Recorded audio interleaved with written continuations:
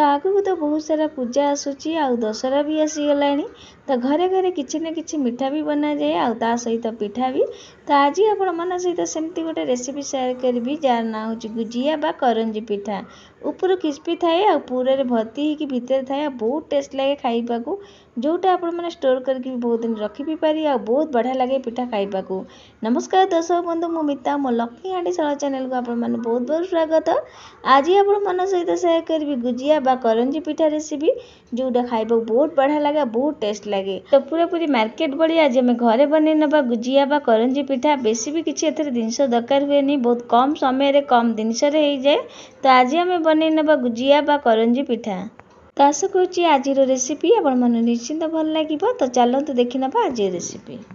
तो गुजिया करने प्रथम आम तो पुरटा तैयारी करना तो कड़े आगुरी बसई दे देखिए तो भल भाव तातीगला मुझे नड़िया नहीं गोटे नड़ियार सबूक कोरिकी नहीं देखी पारे। तो नड़िया को आग आम भाजी नवा तो मन रखिए नड़ियाटा को आग भाजी ने। तो ये देखिए मुझे नड़ियाटा को भाजी दे जहाँकि तार ओदा अंश नड़ियार भल भाव भाजी होगी पानीटा नड़ियार जमी भल भाव सुखीज।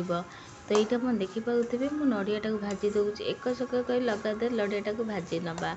नड़िया को भाजवा द्वारा आम गुजिया बहुत बढ़िया हम। नड़िया को प्रथम एमती भाजी ने। तो ये आप देखिपे लगातार नड़िया भाजवा द्वारा ये नड़ियार कलर भी टे चेंज होगा आ नड़िया टी भाजी भी हो आसला। ये टाइम मुझे दे दूसरी काजू बादामी बादामी को मुझे चपर नहीं दे दूसरी तापर आलमंड बादाम ये दूसरी मुझे काजू आलमंड देती आप आउ कौन ड्राई फ्रूट भी दे पारती। तो काजू आलमंड देकी ये आउ किसी समय नड़िया को भाजी नवा नड़िया सहित काजू आलमंड बादाम भी भाजी हो। तो ये आप देखिपे यहाँ मुझे भल भाव लगातार गोले गोले ये भाजबे जमा छाड़देवे नहीं लो फ्लेम रे नड़ियाटा को भाजबे। तो आप देखिपे किसी समय भाजवा द्वारा नड़ियार कलर भी ये चेंज हो आसला। एवं मुझे दे दूसरी चेनी चेनी की आप ग्राइंडर करके नहीं पारती। तो ये मुझे गोटा चेनी देगी चेनी देकी भल भाव यहाँ आउ थे भाजबे। मन रखिए चेनी नड़िया दीटा जाक जो देवे सबू जिनस को लो फ्लेम रे भाजबे गुजिया पुरटा को लो फ्लेम रे भाजबे। तो ये आप देखिए चेनी देकी मुझे लगातार मिसाऊँगी और लो फ्लेम रे भाजबे जो पर्यंत ये कलर चेंज होनी नड़ियार आमर चेनी मेल्ट होगी भल भाव नड़िया सहित मिसिकी कलर न चेंज हो से पर्यंत यहाँ भल भाव भाजी ने। तो ओदा ओदा आपको रखिए नहीं जमार। तो नड़ियाटा को भल भाव पानी सुखीगला आपड़ ये ड्राई फ्रूट तापर चेनी देकी ये भाजबे। तो पूरा सुखा करके भाजवा द्वारा आम गुजिया बहुत दिन स्टोर कर रखिपर। तो ये आप देखिपे नड़िया किसी समय भाजवा द्वारा आप देखिपे चेनी मेल्ट होगी क्यारमेल भल भाव कलर भी चेंज होगला बहुत बढ़िया भाव ये आम नड़ियाटा पूरा भल भाव भाजीगला।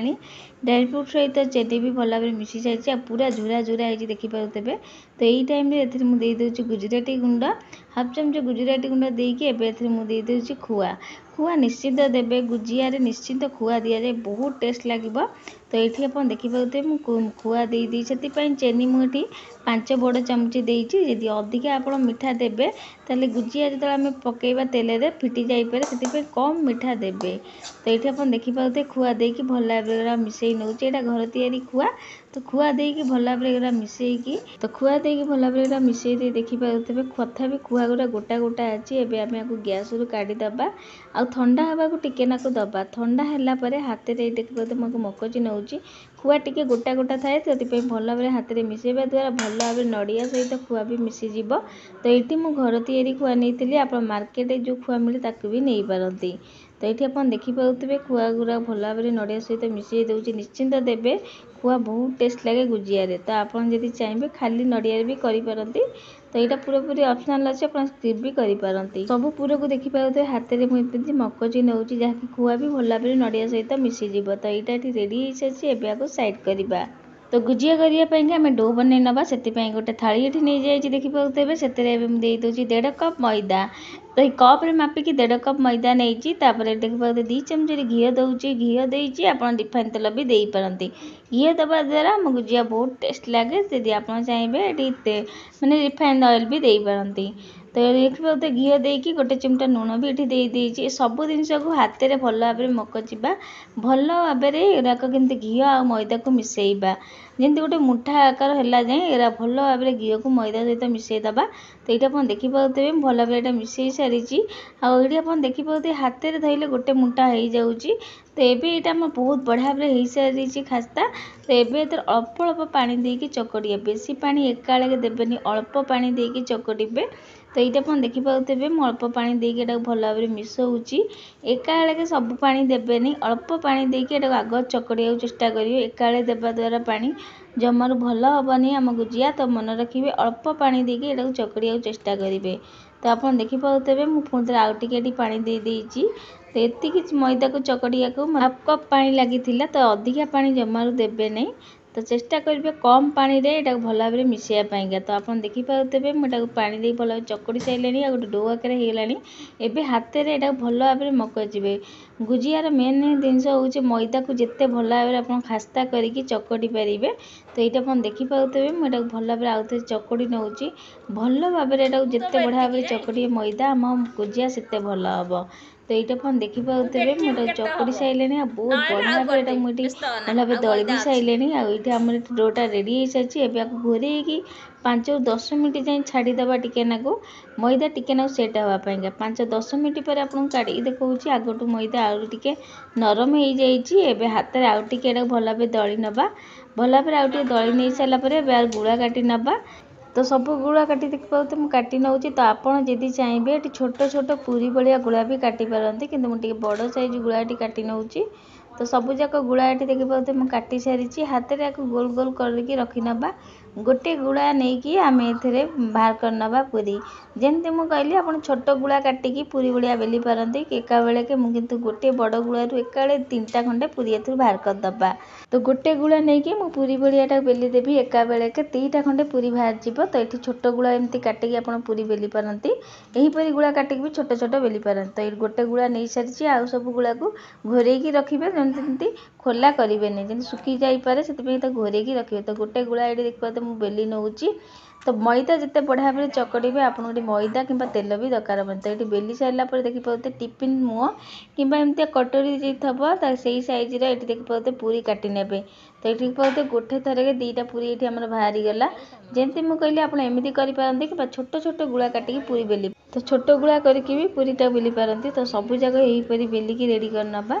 तो ये आप देखिपे यहाँ काटी सारापर आउ टे मुझे बेली नौची। तो आपको बेसी पतला करेंगे यही भाई करेंगे। टिके मोटा रखी बेलिए, बेसी पतला कि बेसी मोटा रखी बेलिए नहीं। तो यहीपरी आउ किटा ये मुझे करदे पूरी।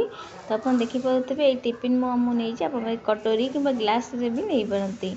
तो आप जो साइज गुजिया दरकार से साइज रे पूरी काटी ने। तो सबूक पूरी ये मुझे काटिकी रेडी कर सारी देखिपे सबूक एमती काटी सारिकी बेली दबा। आउ टिके बेली नवा जगह टिके छोट लगुच मोटा अच्छी। तो आउ टिके बेलिकी यहीपरी सबूक पूरी बेलिकी एका बेलके रेडी कर नवा। सब पूरी कर सारापर ही गुजिया करेंगे। तो ये देखिपे सबूक बेली सारी। एबे गोटे करके आपको देखई दूची। तो मझीरे देखिए पुर देदेवे जो नड़िया पुर आम भाजिकी नहीं पुर देकी पुरटा को भल भाव साइज करदे। जमती आम पिठा भांगू काकेरा पिठा से ही भाया यहाँ हम। तो आप देखिपे मुझे पानी चारिआडे मारिदेची। हल्के हाथ में एमती लौटे देवे। लौटेकी भल भाव प्रेस कर हल्का हाथ में बंद करेंगे जमी न फिटब। चारिआडू बंद करदे। टिके पानी हाथ मारिक भल भाव बंद करदे। आप देखिपे आधे आप एमती सिंपल रखिपारती कि कौन डिजाइन यदि दे पारती। तो मुझे वीडियो देखो देखिपे यहीपरी डिजाइन भी आप दे पारती। तो हल्का हाथ पानी भी टिके मारिकी डिजाइन भी दे पारती। जमती आम काकेरा पिठा हरिका गड़िकी डिजाइन दऊ से भाया एठी भी किसी डिजाइन दे पारती। तो आप देखिपे वीडियो में कौ भाया ये डिजाइन दूसरी मुड़ी मुड़ी एमती कुंच भाया भी करपारती कि सिंपल भी ये रखिपारती। तो गोटे गुजिया ये आम रेडी हो सारी देखिपे। तो आउ गोटे आपको करके देखई दूची। तो गोटे गुजिया आमर ये होगा देखिपे बहुत बढ़िया भाव हो सारी। तो यहीपरी आउ गोटे आपको करदे मन रखिए भल भाव मुहरा बंद करेंगे। तेल पड़े ना फिटी जापे। तो बेसी पुर भी ये देवेनि जी ये आप भर्ती माने जी बड़ पूरीटा नहीं तो जी होचे से पुरटा देवे। तो आप देखिपे पुणी आउ गोटे करदे हल्का हाथ में लौटे भल भाव बंद करदे। पानी हाथ मारिक बंद करेंगे भल भाव पूरी की देखिए आप पुर देवे बेसी पुर देवे नहीं। तो ये आप देखिपे पुर जब बाहर जाऊँगी भल भाव पुरटा देकी भी बंद करेंगे। तो ये देखो आउ गोटे भी गड़ी सारी। आउ गोटे गुजिया भी आमर ये हो सारी देखिपे केते बढ़िया भाव हो सारी। ଆପଣ ଏଇ ସିମ୍ପଲ୍ ବି ରଖିପାରନ୍ତି, ଯଦି ଆପଣ ଯଦି ଚାହିଁବେ ଏଠି ଡିଜାଇନ୍ ବି ଦେଇପାରନ୍ତି। ଏଇଟା ଆପଣ ଦେଖିପାରୁଥିବେ ଆଉ ଗୋଟେ ବି ଆମର ଏଠି ହେଇସାରିଛି। ତ ଆଉ ଗୋଟେ ଉପାୟରେ ଆପଣଙ୍କୁ ଗଢ଼ିକି ଦେଖେଇ ଦେଉଛି। ତ ପ୍ରଥମ କ'ଣ କରିବେ, ପୁରୀରେ ଚାରିଆଡ଼େ ପାଣି ମାରିଦେବେ। ପାଣି ମାରି ସାରିଲା ପରେ ମଝିରେ ଏମିତି ପୁର ଦେଇକି ତାକୁ ହାସ୍ତେକିନା ଭାଙ୍ଗି ନେବେ। ତ ଏଇଟା ପୁରା ସହଜ ହେବ। ତ ଆପଣ ଦେଖିପାରୁଥିବେ ଏଇଟା ବି ହେଇସାରିଛି। ତ ଏହିପରି ମୁଁ ବାକି ଯେତିକି ନେଇଥିଲି ସବୁ ଯାକ ଗୁଜିଆକୁ କରିକି ରେଡ଼ି କରିସାରିଛି। ତ ଏଇଟା ମୋ ସବୁ ଗୁଜିଆ ହେଇସାରିଛି, ଆପଣ ଦେଖିପାରୁଥିବେ।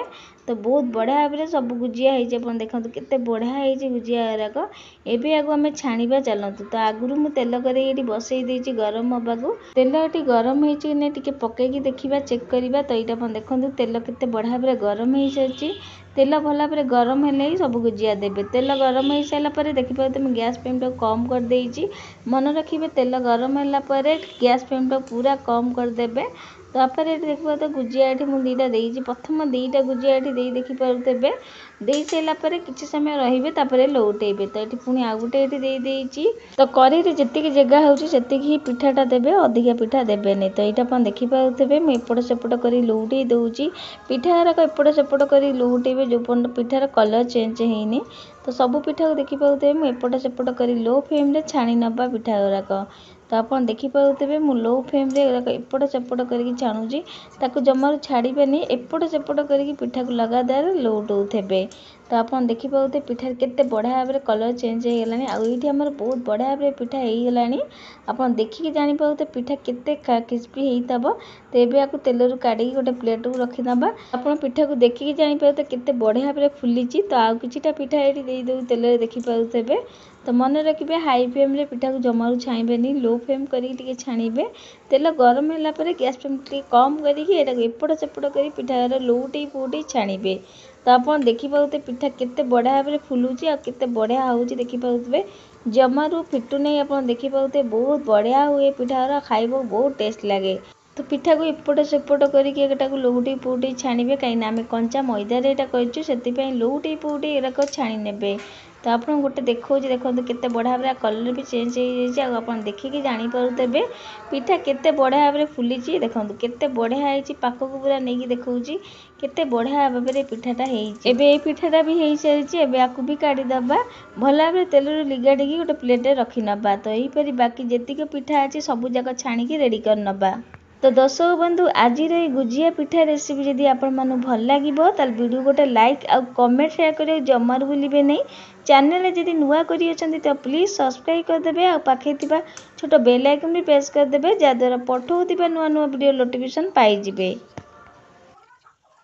ତ ଏଇଠି ଆମର ରେଡ଼ି ହେଇଗଲା କରଞ୍ଜି କିମ୍ବା ଗୁଜିଆ ପିଠା। ତ ଏଇଠି ଆପଣ ଦେଖିପାରୁଥିବେ ସବୁ ପିଠା ଏଇଠି ମୋର ହେଇସାରିଛି।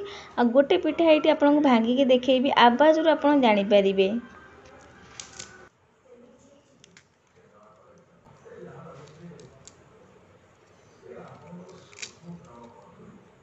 ତ ପିଠାର ଆବାଜରୁ ଆପଣ ଜାଣିପାରୁଥିବେ କେତେ କ୍ରିସ୍ପି ହେଇଛି। ଆଉ ପୁରା ଆପଣ ଦେଖିପାରୁଥିବେ କେତେ ବଢ଼ିଆ ଭାବରେ ଭର୍ତ୍ତି ହେଇକି ରହିଛି। ଆଉ ପିଠା ଭିତରୁ ବି ଆପଣ ଦେଖିକି ଜାଣିପାରୁଥିବେ କେତେ ବଢ଼ିଆ ହେଇଛି ଆଉ କେତେ ବଢ଼ିଆ ଦେଖା ବି ଯାଉଛି। ଆପଣ ପିଠାର ଜାଣିପାରୁଥିବେ ବହୁତ କ୍ରିସ୍ପି ହେଇଥାଏ। ଏ ପିଠାକୁ ବହୁତ ଦିନ ଷ୍ଟୋର୍ କରିକି ବି ରଖି ବି ପାରିବେ, କିଛି ବି ଖରାପ ହୁଏନି।